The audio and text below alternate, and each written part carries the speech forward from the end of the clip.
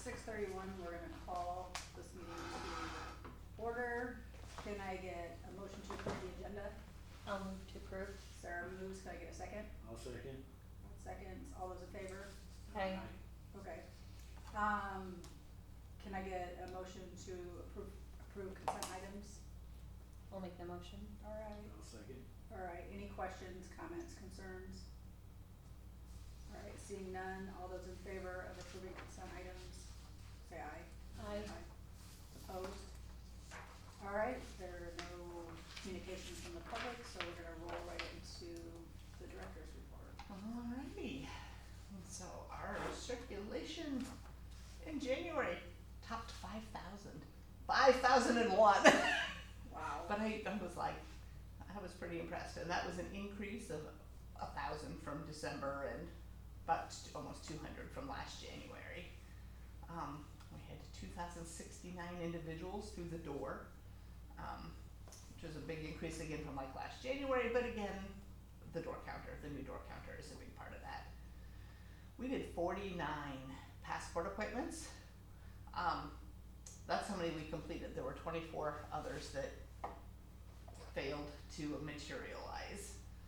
I mean, Venture Pass was on hiatus. I'll share some information about that. Did I remember to put that in there? I think I did. But we've chosen a new vendor for that, or the powers that be have, yes. On our staff training day, January 20th, we did the required trainings from the city's safety guy. So we did winter walking and driving, we did our bloodborne pathogens, and then a separate customer service one. And then we spent the last 2 hours cleaning out all of our craft supplies and getting reorganized and reset, so we knew what we had and could kind of go from there. Justin had pointed out to me that our recordings of our meetings were not showing up on YouTube, but Jenny looked into that. She was able to find October and November. The rest of them are in YouTube cyberspace somewhere. She's trying to find them and get them added back in. But let's see.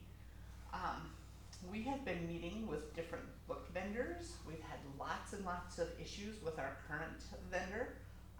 And when not just us, I mean the entire state is pretty much jumping ship at this point. It's the one that the state has a contract with, but they are not fulfilling orders. We also learned on Friday via another library that basically they have lost their line of credit with the publishers, and so they cannot pre-order any materials. So Did yeah. it change in management or something? I just think, I don't know exactly what's going on, but we've had meetings with Barnes & Noble, and today we met with Ingram. So Barnes & Noble offers some really nice perks. They cannot be a primary vendor, but like with new releases and things like that, I mean, they will like hand deliver them to us from a Des Moines store the day that they're released. Oh, that's cool. Yeah. But then we met with Ingram today, and he said they are pretty much doing appointments 24/7 right now with Illinois, Wisconsin, and Iowa, because everybody's in the same boat. So they're experiencing some growing pains with that as well, but they at least have a plan to rectify. He was trying to show us things today, and he's like, okay, so this is how our ordering platform works, and every single thing he went to show us and we would use the Indiana warehouse, and everything was zero stock. And you're like, but I said, I have to assume that because you're all of a sudden taking on so many libraries that you're servicing, that the warehouse was not prepared to handle that as well, and that ordering is gonna ramp up, and he's like, yes. So, but we're kind of in that limbo right now. Our youth services librarian, Nicole, she had applied to and was accepted into a supercharged storytime cohort that met for like 4 months. She's completed all that coursework. She's doing a lot of fun things with it. She learned in that with our story times. And she's now been selected as a presenter for the statewide library STEM fair on March 27th. So She's doing a presentation on how to conduct STEM story times with books that you already have in your library collection. I'm working on a Polk County Community Betterment Grant to get some different furniture for our study pod. It's kind of in conjunction with the Friends of the Library. That's kind of what their next project is going to be too. The furniture that's in there we purchased from the Grimes Library, and although it's nice, it doesn't fit wonderfully in there. The chairs are really too big, and that table, every time you sit down at it, you smack your knees. So it's one of those that we're like that to get something that's made to fit in there will be a better option. But there's no timeline, no huge hurry. It's just that's kind of their next project. They did agree to pay for half of that new bookshelf, up to $4,000, and it is slated to ship around April 10th. I did the final, or they sent me the drawings today that I had to sign off on. So, the Adventure Pass administrators have selected Local Hop as the new vendor for the Adventure Pass. Michigan is one of the states that they are operating out of, or doing it for. It's the same type of thing. Huh? The same type of thing. Same type of thing, yes. So it's gonna cost, so basically the annual fee for it will be the same, but the first year, of course, there's the startup fees. And so they're asking for an additional $225 the first year to set up the fees. The Friends of the Library have agreed to pay that. And then they also took advantage, the state, or the administrators had asked for libraries that might be willing to provide additional funds for some libraries that just can't come up with that, and so they did agree to contribute an additional $550 to help 2 libraries. Is it the same places that the previous one covered? So yes, we'll have the same passes, it's just the software Okay. is the only thing that's changing. So, we had our family game night on January 10th. It was very well received. We had over 50 people show up down there to play games, and we're doing another one April 11th. January 11th was our second puzzle swap, and that was another big success. And this Saturday we're doing a craft supply exchange, so people have started bringing in odds and ends of craft supplies. We'll put all of that out. The people who donate to that get a ticket. They get to come and quote unquote shop from 10 to 11 on Saturday, and then at 11 o'clock we just open it to the general public. You can come and take whatever you want. So we have bags and bags of yarn and scrapbook paper and who knows what else back there. I know there's crafting books, quilting patterns, there's all kinds of stuff back there. My office is taking a beating. The DuckTales story time is February 15th, so that's the Friends of the Library kind of Build-A-Bear type thing. And then they had a puzzle competition yesterday. I think it says 11 teams, but I think it was 12 because I did this and then another one signed up. And then Justin just wanted me to remind you that we have the sign up genius for the city council meetings too, so. Well, I just went and signed up for, he's got the next one, I think. Okay, And then I'm I gonna do haven't the looked one at it, after so. that, I believe, or, I need to go out there. so, Oh. we got a couple set up. Okay, let me find them. Okay, any questions for Jamie on the director's report? Or the stats? Alright, liaison report? All right, budget time is still the noteworthy, newsworthy thing with the city. We did have our budget work session, kind of ran through things. I know we've talked a little bit at a high level here, prioritizing some projects. Yeah, we're trying, the goal is to keep our tax rate the same for our taxpayers. So as you know, we're holding budgets tight. I think property insurance went up like 15%, so trying to balance everything, continue moving some projects along, because that's, again, you guys are well aware with the library, there's a lot of things that have built up over time that we need to keep moving forward on. So some of the things we're looking at for capital projects are the 3rd Street corridor study, the traffic, the impact through there. We're signing on, or we're joining Central Iowa Waterworks. That's a pretty big expenditure. That, I didn't look at my water bill, but I saw people complaining, is that's why, right, that it's going up? And I haven't dug into the specifics with this month and all the details, but no, good, I should have had that answer, but. There was something, was there a stormwater fee that went into effect recently? Or I can't remember what it was. I would need to double check these days, cause usually those changes we do in the summertime. Okay. So, I'm sorry I don't have a good answer on either of those right now, but yeah. Some other things, the Big Creek Schoolhouse, so the building that Old City Hall was in, there are, some deficiencies of that building, so we're looking into that, of what needs to be fixed, just to kind of keep it in a decent condition there. We are also, with the regional park, part of that project, there's a city street that goes through there. So we'll likely, and again, none of these are kind of final yet, we're working through it, but likely go ahead and put that street through there. We had an agreement with the developer, and evaluating those kinds of things don't get any cheaper. So the right time to do it, again, still kind of working that out. But those are some of the bigger things that, as we were looking at the budget, to balance of what made it in and didn't, so. It's a tough balance, like I said, trying to keep things moving forward so we can get to other things, but hold that tax rate as steady as we can. I don't know if, that's really the highlights for lately, so there'll be more to come on that.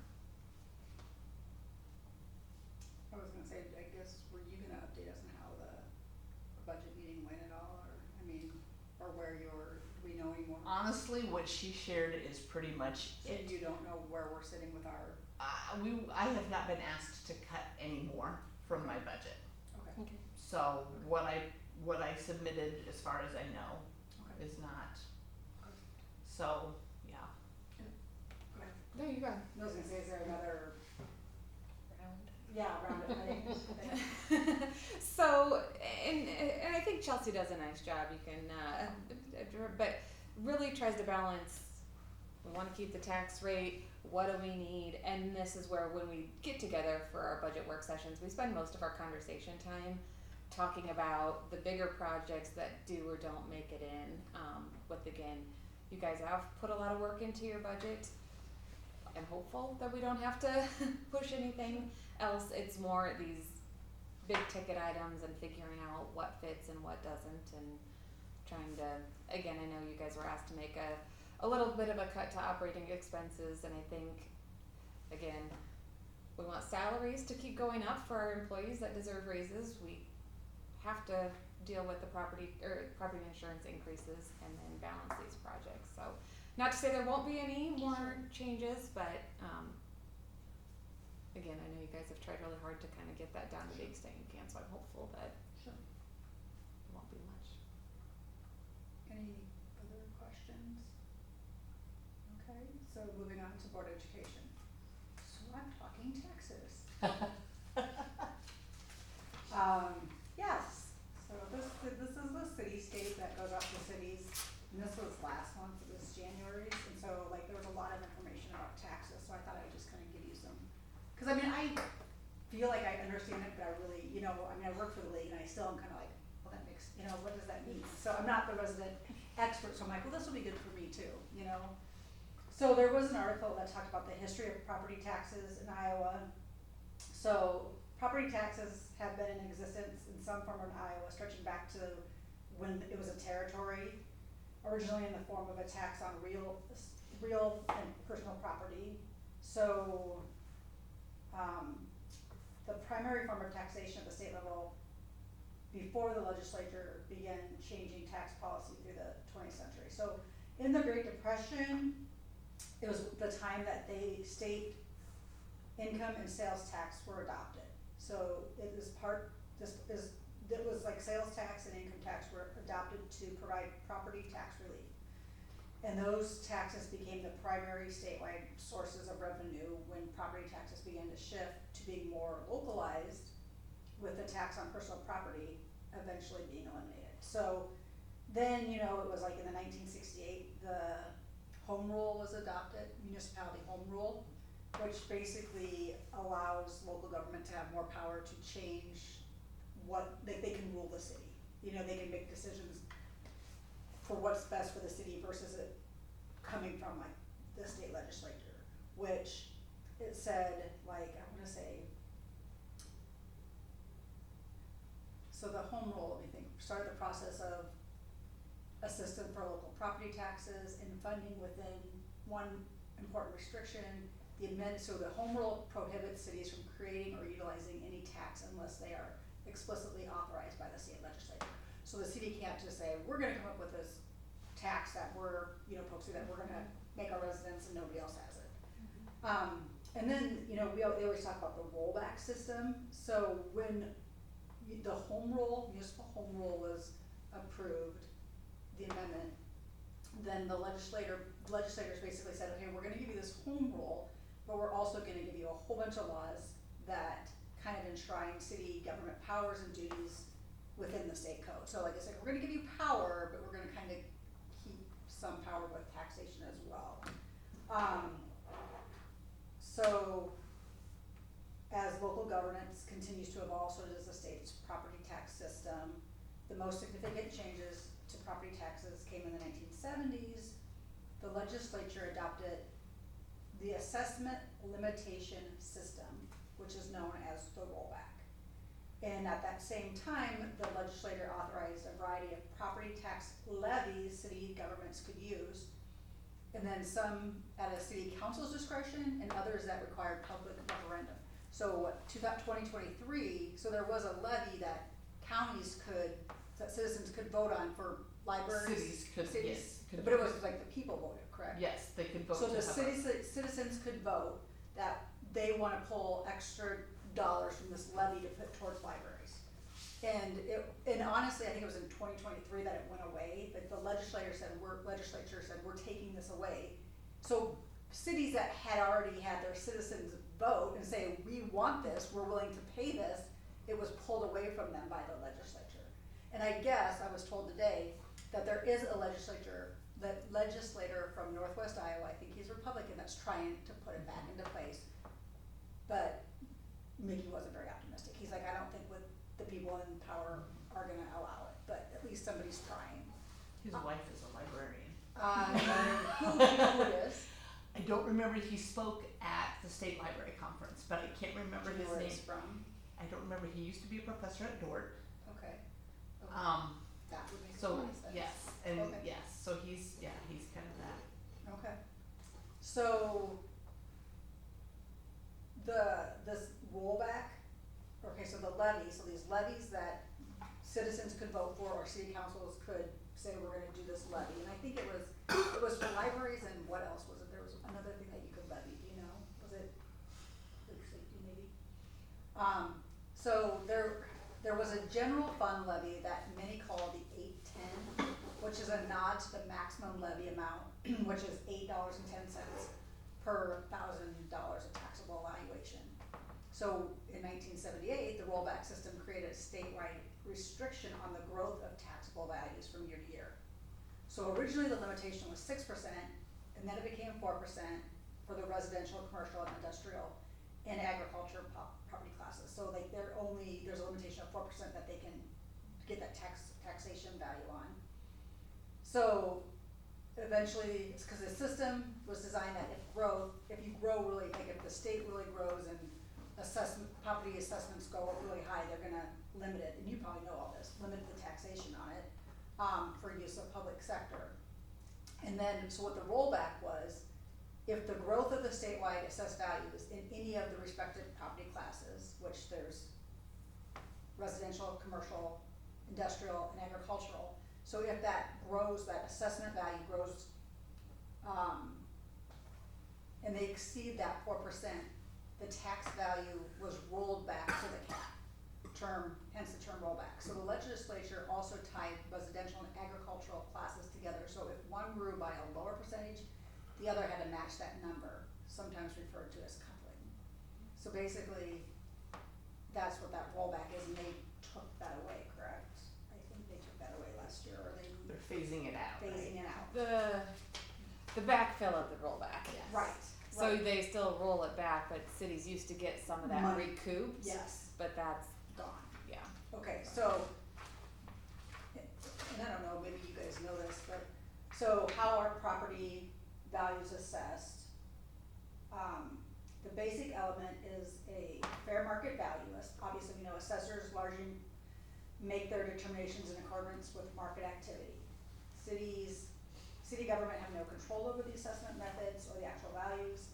Assessors follow the prescribed method under the state code, with properties broken into 5 categories: agriculture, commercial, industrial, railroad, utilities, and residential. And then there are 3 approaches assessors use to determine the values: market approach, cost approach, income approach. Each has an emphasis on the property's market value according to the recent sales of comparable property, how much the property would cost if it had to be replaced, and its earning capacity. So it's crucial to understand that fair market values, they can increase, decrease, or be stagnant. And they are the starting point for local governments when it comes to property taxes. But the values, so the assessed values, are not what's used for taxation purposes. So the taxable value is a separate value. The taxable value is what is used when local governments apply the property tax rate to properties. And this is derived each year from the state of Iowa assessment limitation system, or known as the rollback. And again, that was adopted in the mid-70s, with 78 being the first year of implementation. So another element of the property tax system is very complex, but the basic premise of the rollback system is to restrict the allowable growth of taxable values from year to year. So for residential and agricultural properties, which we all have homes, this is done by calculating the statewide assessed valuations, and if the growth exceeds 3%, the taxable value has to be rolled back to that cap. So, and then for commercial, industry, and railroad property, there's simply a 10% rollback, meaning 90% of the assessed value of those properties is the portion subject to taxation.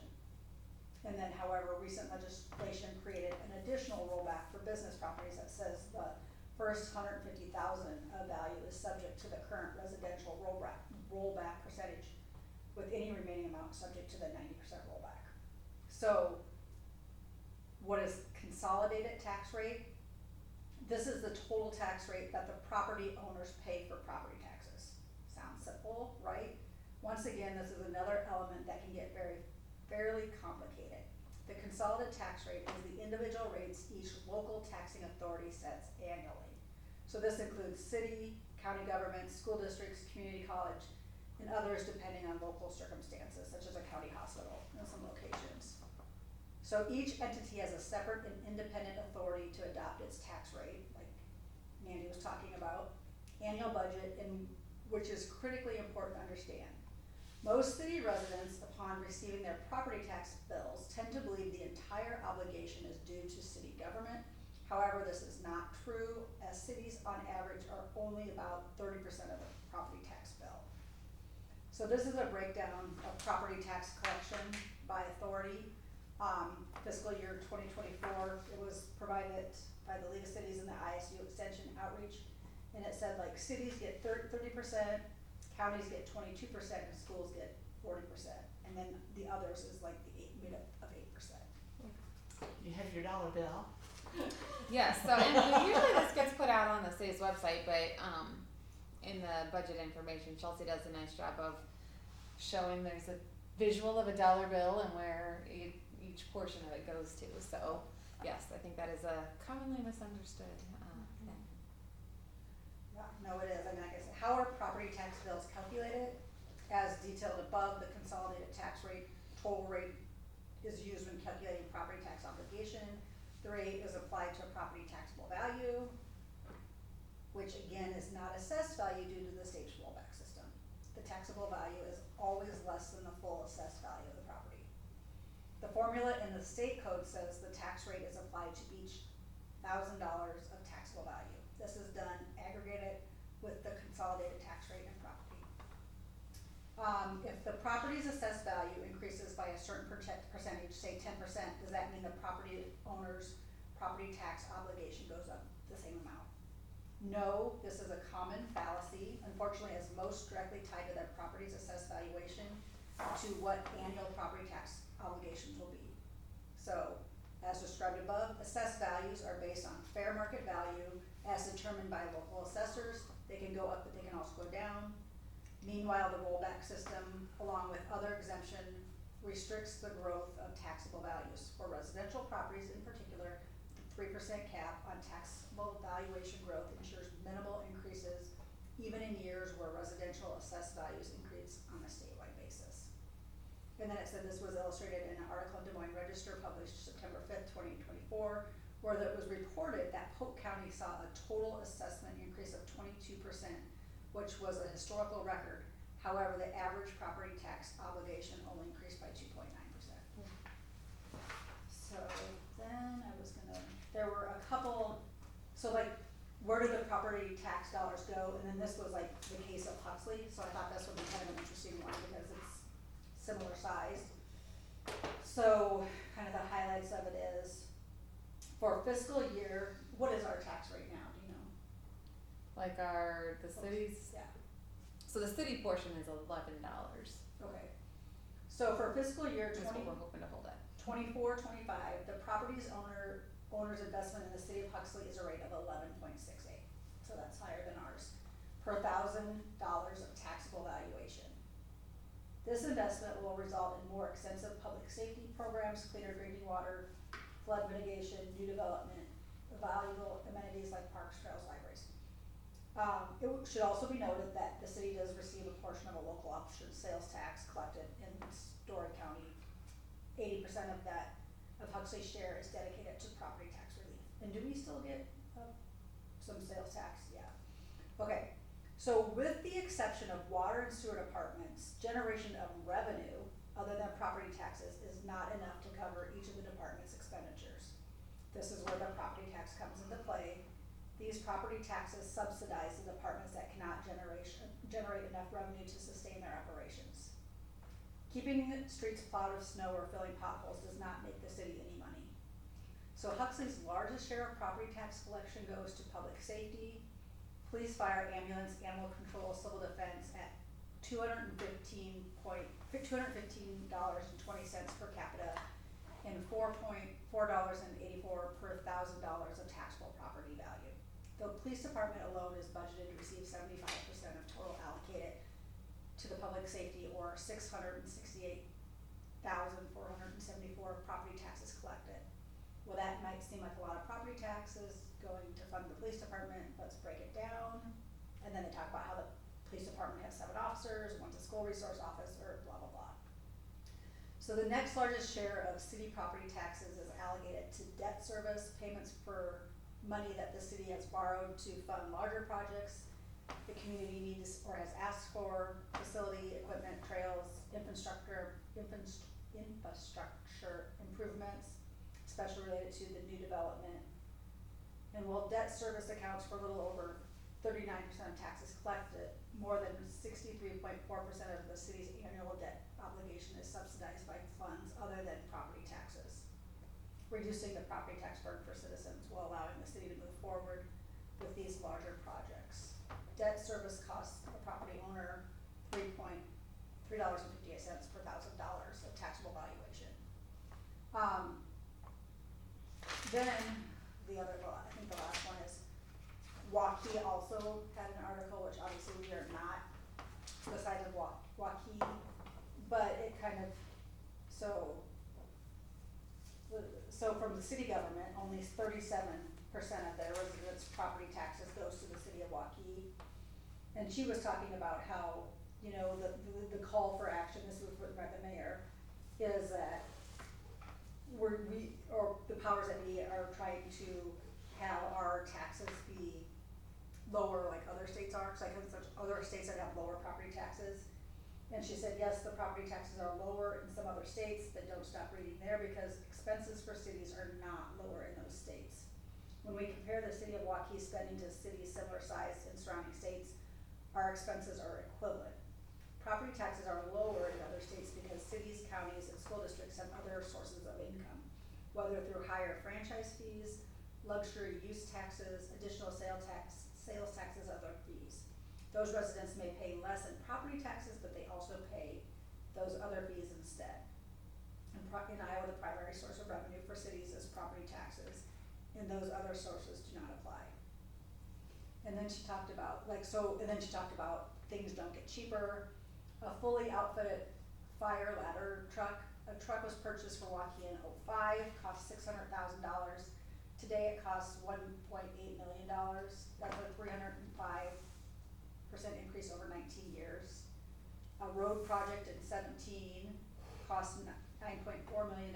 Today a project similar in scope at another location costs $12.8 million. That's an increase of 36% in 7 years. Iowa Law Enforcement Academy in 2018, it cost $6,240 to send an officer for training. Today it costs $14,000. That's a 124% increase in 6 years. And then kind of like Mandy said, property and liability insurance for the city in 2022, Waukee's insurance cost was $346,000 and change. In 2024, so 2 years, it went to $562,000, which is an increase of 38% in only 2 years.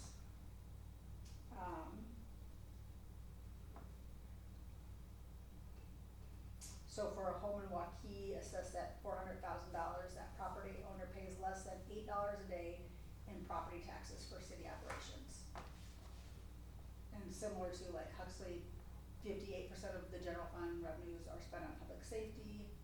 So $4.60 of that $8 goes to police and fire, which runs 24 hours a day, 365. And the other $3.38 goes to roads, sewer, water lines, parks, trails, community planning, economic development, and more.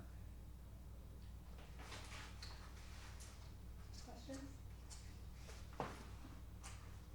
Okay, that's what I have.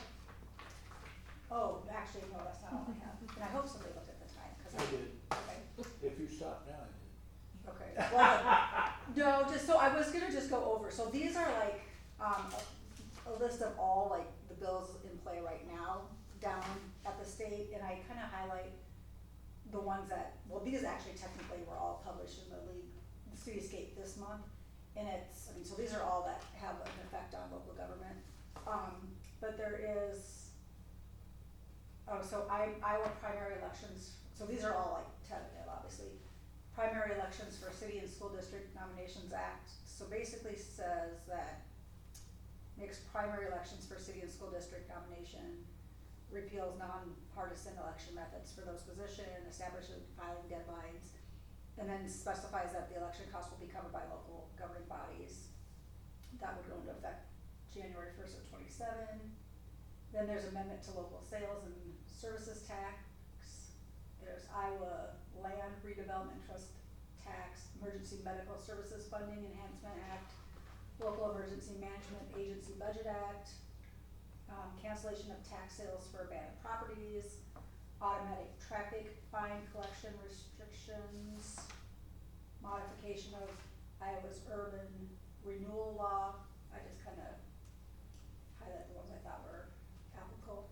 Background investigation requirements for law enforcement certification, which basically background investigations required for law enforcement certification and recertification. Definition of moral turpitude, included in legislation, so that would be new. Prohibits certification for individuals with felony convictions or specific misdemeanors. Applies both to initial certification and recertification processes, and aims to uphold the integrity of law enforcement personnel. There's a volunteer firefighter vehicle registration fee reduction.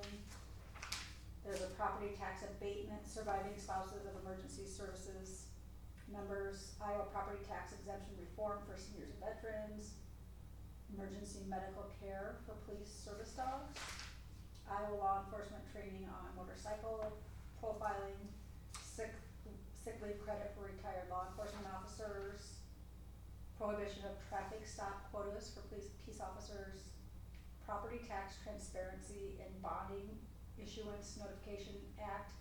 This one could definitely affect the city. Modifies property tax statements to include comparisons of current and proposed tax amount. Requires notification by mail for bond issuances to eligible electors. establishes a framework for transparency in local government, financial decisions, and applies budgets for fiscal years beginning on or after July 2026. There's a bill for allowing fireworks to be purchased all year.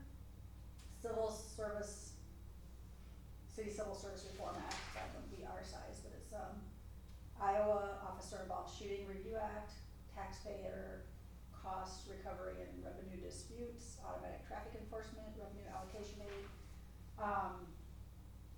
limitations on bond issuances for public projects, that's what I was thinking of. Limit bond issuances to 80% of the total project cost for approved projects after July 1st, 2025. Do you know what the amount you can bond now is? We have a lot of capacity, I mean. So this would limit it to like 80, so you could only bond out 80% of what the project costs for, if this gets passed. Encourages funding from alternative sources for the remaining project costs, aims to enhance fiscal responsibility in public project financing, and applies to projects approved through a public election. So would be, if that passes, it would be in effect of July this year. Prohibition of taxpayer funding for lobbyists. Public notice requirement, okay, this one I thought, public notice requirements for governmental meetings. If this is passed, if we amend a meeting, like if we amend it, do you have to put on your minutes right now or your agenda that it's amended? So if this passes, it says, if a tentative agenda is omitted, it must be marked as amended, as amended, and the change is identified. Additionally, if a bill requires notice for canceled meetings to be given at least 24 hours in advance, or as soon as reasonably possible if not feasible. The legislation aims to enhance public awareness and participation in governmental proceedings. Once I don't think I've ever had to change the agenda once I've posted it, so Okay. I don't think I've ever had an amended one. Okay, and then there's a Iowa Public Records Request Reform Act. I think it's gonna make it a little bit, give people more rights to public records. And then there's an Iowa Redevelopment and Nuisance Property Remediation Act, okay, this must be the Senate file, prohibition of taxpayer funding for lobbyists. So essentially, like Des Moines has their own lobbyists, so some of those local governments have their own lobbyists, that would prohibit that. Property tax reform bill,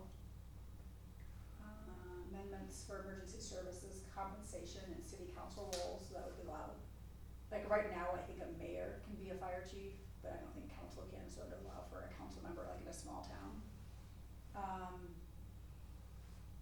Amendment to open record definition for government bodies in Iowa. Establishment of length of service award programs for emergency responders, so like for volunteer firefighters, they could actually get a financial length of service award. An amendment to rental housing regulations in Iowa. So just, again, those are just the ones I highlighted, so, just kind of a FYI, so, you vote that? See, I'm just got you a bunch of education time. Might have been boring, but I got you a bunch. Money, 7 minutes, Oh, okay, I could've talked for 3 more. Any questions on that? actually about 25. Okay. Alright, so we're gonna go to agenda items, review tier standards, section 3, library personnel. Alright, so we'll go pretty quickly, we're fully compliant with that, but the standards that we would have to meet are that we have a permanent paid director who is certified at a required level. The library has written job descriptions that include educational and experience requirements. Library director's performance is evaluated by the board at least annually. The library allows the director to participate in continuing education opportunities during work time. The library employs paid staff as listed in the chart below. So the minimum requirement that we would have for staff is 2.8, and I think we are at 4.5 is our FTE when you count our high school students into that in part-time. We have a planned orientation program for all new employees. We do. The employees are evaluated annually, yes. And the library provides funding, enable the director and staff to join professional organizations, attend conferences, things like that we do. And yep, that's it. So we're fully compliant. And then our second item is to review notary, do we not have to approve that, no? So we would only have to approve it if we made changes to it. Rod sent me an email stating that it says, what does it say? uh, Before, so I'm bringing it up right here. so it says before the notary? You Oh, mean- we're talking, so we did move to the notary. Yeah. So, yeah, so he said, the Okay. notary policy says documents to be notarized must be signed in person before the notary who will certify the signature. And he thinks it might be more clear if it says that they must be signed in front In front of. of, yeah, so you Okay. don't think you're signing it before. I I can get totally that. see how someone I would get think you need to sign it and then you show up with two pieces of paper. It just So- jumped out to me this Yeah. afternoon as we were No, doing that it makes beforehand. sense. Yeah. It's a minor change, Okay, but I do think it might save them too. so we didn't have to approve item one, so we're on item two. Oh, yes. So can I get a motion to approve that then? I will make the motion that we change the wording from before to in front of, where I stated in the email to Jamie. Okay, can I get a second? I'll second. Okay, any discussion? All those in favor say aye. I, Opposed? Okay, motion passes, so that will be changed. Okay, number three, discuss future plans for mobile hotspots. Alright, so this is one, I just wanted to bring to your attention. So I received a notice, so we have 20 mobile hotspots that we have available for public checkout. We spend, they come up for renewal in two different batches, so there's 10 and then 10. So usually it's like January and June, July that we do renewals. So we've got one that's, and Well- it's annually, Jamie, huh? it's like an annual Annual, contract. yes. So we have 10 that are coming up for renewal here before the end of February. $1,200 to renew the service on those. Those 10 hotspots are our least reliable ones. They're the ones that are the least user friendly. Are they the oldest? Huh? Oldest? I'm not sure that they're the oldest. Sometimes just, you know, when you get them, it's just kind of what is, yeah, they probably are. They probably are the oldest. So I don't know if you've checked out our hotspots. We have two styles. One has a nice little window on the front that says, you know, that it's on, the battery's charged. The other one just has lights that light up across it. I think this one has the So window. you're paying for the subscription annually So we and pay not the- necessarily the software. We are paying basically the data fees, like Yeah. your cell phone bill. Yeah, So yeah, this one has that window, Yeah. and the other one just has dots that light up, and it shows like 3 dots if the battery is full. It doesn't tell you anything. It doesn't show you anything about it. SSID or anything. No, nothing. So those other ones are the ones that are up for renewal. So I could replace them basically at a cost of $27 a piece. So it cost me $270 to replace them.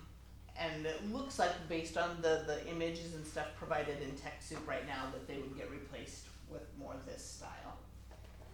The other option would be that we would just go down to 10 hotspots instead of 20, if I just let that service lapse on those. How much per month is the service? So it is $10 a month per, so we pay 20, for all 20 of them, we pay $2,400 a year. So it's $100 per month for the ones that we would be letting go. Correct. So yeah, it would save us $1,200 to let them go. The only time they're really used a lot, summer and spring break, right? So, correct, so I ran, this was January, of 24 through December of 24. And it shows how many times they were checked out each month. So the ones in red were the ones where we would definitely not have had enough to fill demand. The ones that are more orange are the ones that But we, this is for the month though, right? so that tells you how many times they were checked out each month. So you can see like in June, the hotspots went out 34. There were 34 checkouts on the hotspots. But if you So it doesn't mean that all 20 were 1 week or anything. No, we can't see that, but that tells me with 34 going out in the month, we would not have enough with 10. I would say there's probably 2 or 3 weeks, maybe, probably 3 or 4 weeks out of a year where we have no hotspots. Usually there's a few in there. So it kind of tells me that, you know, those ones that are in red, those months we would not have been able to meet the demand at all. The orange are, we could possibly be okay with 10. And then the yellow would be, we would obviously be okay with 10. So, Would you ever take it down to like 12 or 15? so we could definitely do that too, cause I could just buy 5 new ones. And so instead of, you know, 270, it would be 135. And then we would cut our service charge from $1,200 to $600 for the year on those two.